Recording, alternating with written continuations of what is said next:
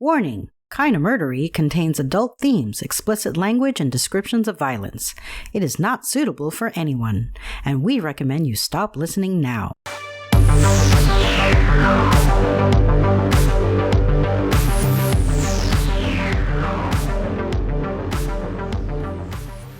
True crime with a dash of the paranormal, the garish, the strange, and the darkly comic. I'm Zevin Odelberg, host of Kinda Murdery, a podcast that's about more than just murder. It's my very own pocket dimension, home to a curated collection of bizarre and compelling stories. The unsolved, the unsettling, and the unbelievable. I cover it all, just so long as it's kinda murdery. Hey everybody, thank you for being here. Like it says in the intro, I am Zevin Odelberg, and this is Kinda Murdery. Got a very special episode of Kinda Murdery today. I am here with my daughter, Daisy. Hey Daisy, how you doing? What is upwards, y'all? It's your boy Daisy. I'm pretty good. So Daisy and her mom just got back from scout camp in Lake Arrowhead, and Margarita came home with COVID. So she is sequestering right now. Daisy and I are masked up and decided to do a podcast together. Is that why you said you're good, sort of? Because, like, everybody seems to have COVID? Sure. Yeah. So I decided that in the theme of Daisy having just gone to camp for a week, that today we would tell Kinda Murdery campfire stories. And additionally, Daisy was my researcher for this episode. She picked the stories, and you found them on Reddit, is that right? Yes. We have credits, don't worry. Nice. Reddit credits. Stop helping unhappy. So, Daisy, before we jump into the camp stories, the Kinda Murdery camp stories, how was camp? What did you do at camp? Oh, camp was great, man. I got all 5 merit badges that I was trying to get. I got first aid, welding, basketry, sculpture, and reptile and amphibian study. Wow, that is pretty badass. Nice job. Welding. I saw that video of you welding. You had the welding mask and everything. You look like a Darth Vader, basically. How was that? Was it fun? Was it exciting? How'd you feel about it? It was fun.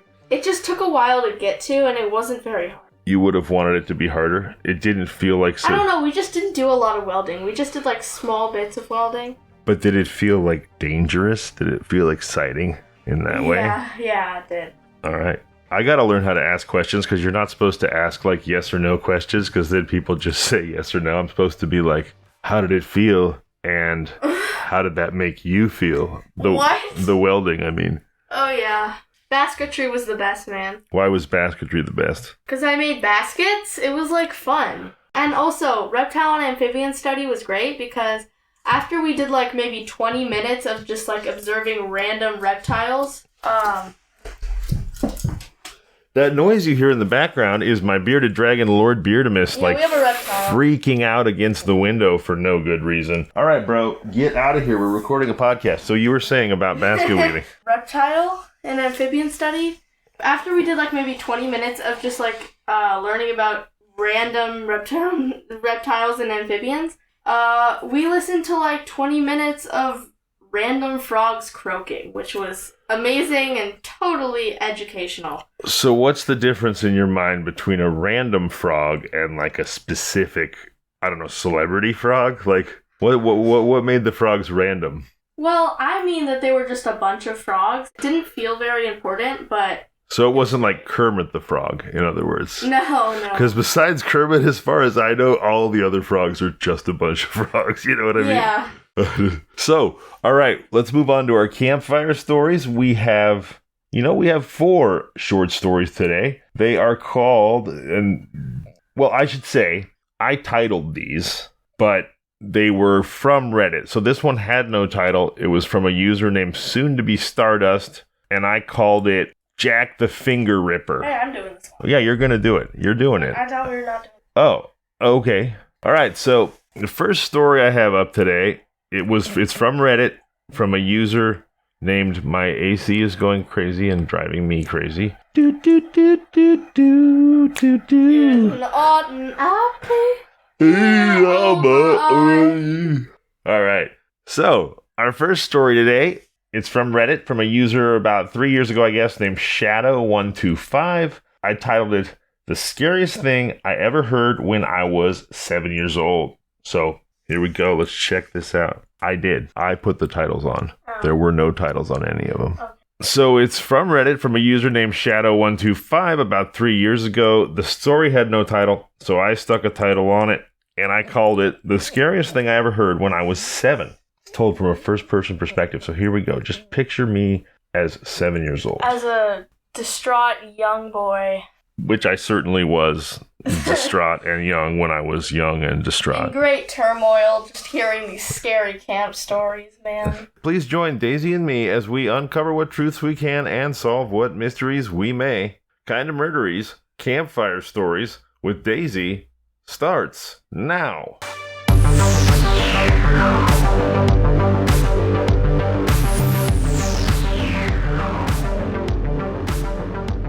Our first story is from a Reddit user named Soon-to-be Stardust. And it is called, we named it, Jack the Finger Ripper. It used to be Jack the Ripper, but we decided... That didn't sound right. We just didn't use it, you know?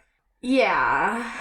It didn't have as much of a ring to it. So anyways... Like a ring on the finger type of ring? Or...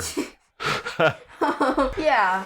Okay, so... There was a body of a fairly large person once found in the woods. They were quickly killed, and there was nothing extremely off about the scene, except he had half of his pointer, ring, and pinky finger all missing from his left hand. That's crazy. No one could find the missing fingers, and they never found any clues. A few weeks later, another body was found.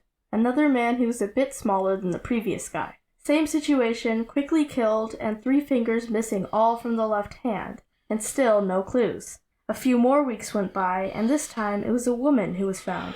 A woman now? Jeez. Smaller than the second guy found. Same fingers missing from the same hand. This went on for a while, with the victims getting smaller and smaller until it was kids' bodies being found. Dude, this is horrible. This is the story you chose? Jeez, now they're murdering children? Alright, continue. It's so relatable, though. I know, right? When you said, I know, right? Okay. One teenager's body, though, only had the ring finger and pinky removed. The police found a fingerprint at this crime scene, and they found it matched the prints from a theft record from the previous victim. The guy telling the story then told the kids that the killer was searching to replace his fingers, and so far, he had yet to see if the fingers of children their age would fit. He then took off his glove, showing he had a scarred pointer finger, and was missing half his ring and pinky finger. No, so the guy telling the story, like, is the killer right now, and you're a kid around the campfire being like, holy moly. And then lunged at the kids while screaming. He later told the kids he lost the two in a work accident, and doctors were able to save his very mangled pointer finger. He told this story every year at camp. Oh my god, that would freak me out so bad, like in the firelight, when he rips off the glove and he's just like, take a look at this. All right, good one, honey. Good one. Yeah. That was Jack the Finger Ripper from Reddit user Soon-to-be Stardust. No, man, I need more sparkling water. I'm going to explode it on your face, swear. Okay. Noise. Nothing like a little sparkling wad break in the middle of the podcast. Getting hot and happy.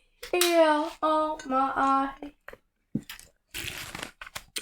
Oh man, that was good, man. So, all right. So our next story is from a Reddit user named Birds with Teeth, and it's called The Golden Arm, or as the Reddit user puts it, at least the version my mom tells. So, can you chill out on the drinking while I'm reading the story, please? You hear it? The microphone hears like everything. It's a little bit funny. It is, but it would be way funnier if it was a bit... Go ahead, drink the drink, I guess. Just slurp it on down. I guess I can just, like, say that stuff on the... We can just leave it in. Just take your big old slurps. Okay. All right. Here we go. Just move on. The Golden Arm, or at least the version my mom tells.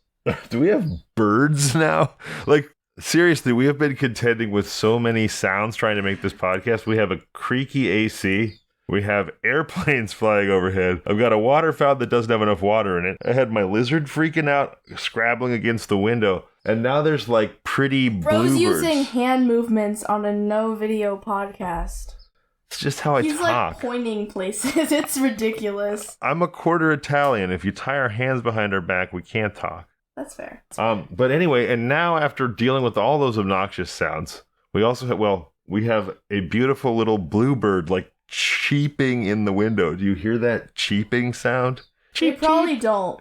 You're being weird right now. Move on. Scream. They definitely do. I should close that window. All right, fine. It's peaceful.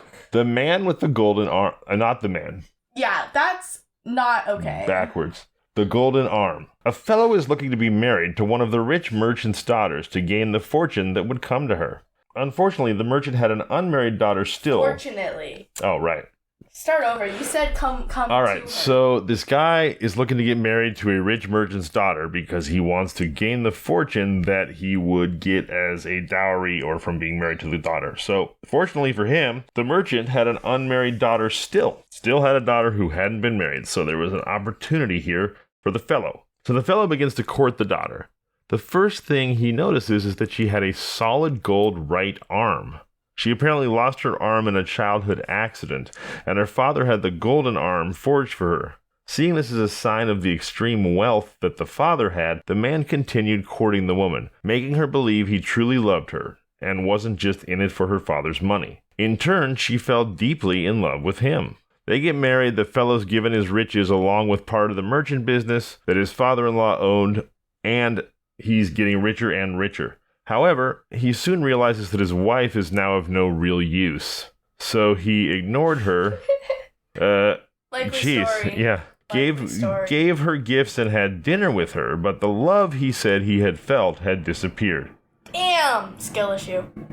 Angry and heartbroken, the daughter accused him of marrying her for her money, at which he states boldly, of course. He's like, well, duh, honey. So the daughter was furious, screaming about how she was going to go tell her father what a scoundrel he truly was, and their riches would be stripped away from them along with his job. This angered the fellow. After all, he worked so hard to get here, by which he means he married the girl. So he wasn't going to let her take it away. So he pushes her down the cellar stairs and let her snap her neck on the stone. Damn, she died? What a skill issue. Damn. He plead heartbroken to the grief-stricken father losing his most favorite daughter. The fellow's riches intact. It's like free association poetry / terrifying story. The fellow and the family hold a funeral for the daughter and they weep and they cry. When the man was alone with only himself and his dead wife, he opened the casket and pulled out a saw, for she did not need her golden arm in the grave. Yeah. That is ice cold. Cold-blooded. Would you not, though? 3. That's, like, her biggest part. Like, well, you but start with, would I not... First of all, I would not marry for money. Secondly, I would not marry someone I didn't love. And thirdly, I wouldn't murder them to keep my job. But then fourthly, yes, I'd probably take the golden arm. Exactly. All right, so... For she did not need her golden arm in the grave. That night, he slept with the arm under his pillow, not wanting even the servants to see it before he melts it into gold bars. He slept soundly until a voice like the wind asks, "Where's my golden arm?" Slow and far away, the voice echoed through the sleeping house, so quiet he thought it was just a draft, until the voice came again, closer and louder this time, as if just down the hall. "Where's my golden arm? Where's my golden arm?" That's so funny. Sitting up, the fellow looked around fearfully, too scared to do anything, as he hears again, much closer this time. "Where's my golden arm?" He felt a heat on his back and a movement from under his pillow. But he was too scared to look away from the door as he hears again, just outside the frame, the wail of, "Where's my golden arm? Where's my golden arm?" It felt like hellfire on his back as he felt the hot metal of the hand on his back, neck, seemingly crawling on its own as he watches the doorknob turn. You want me to say? Okay.